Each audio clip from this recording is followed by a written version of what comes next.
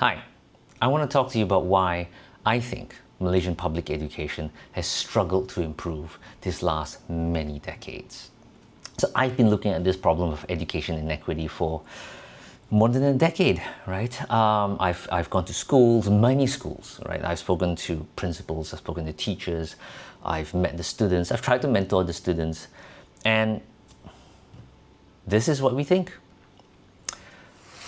I want to bring to your attention this jug of nuts, right? There's 200 nuts here.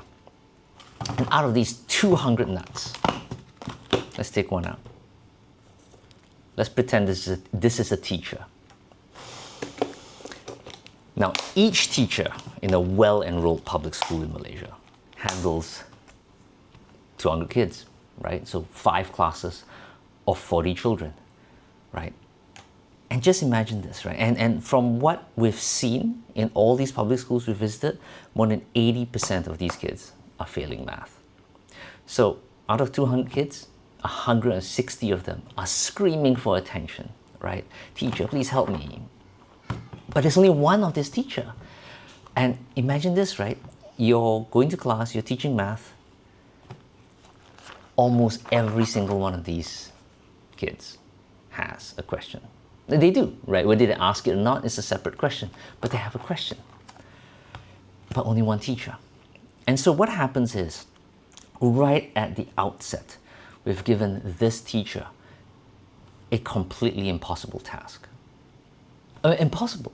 Look, you might have a few kids, right? And you struggle to help them, right? And so we don't just see this in schools, we see this in tuition centers as well, where the one teacher, many kids, this person will always struggle.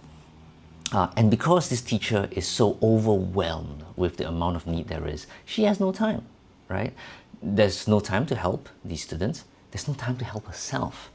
And more importantly, there's so little time for this teacher to grow and to improve, to learn, to do better, right? It's impossible.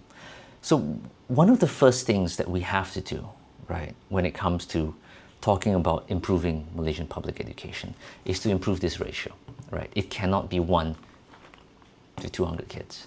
Something has to change, right? And so that's where we start. That's what we're trying to do at Tupai. That's why we built an AI math tutor. And that's why we're building communities of students in schools all over Malaysia so that these students can be a teacher as well and reduce the teacher-student ratio from 1 to 200 to something more manageable.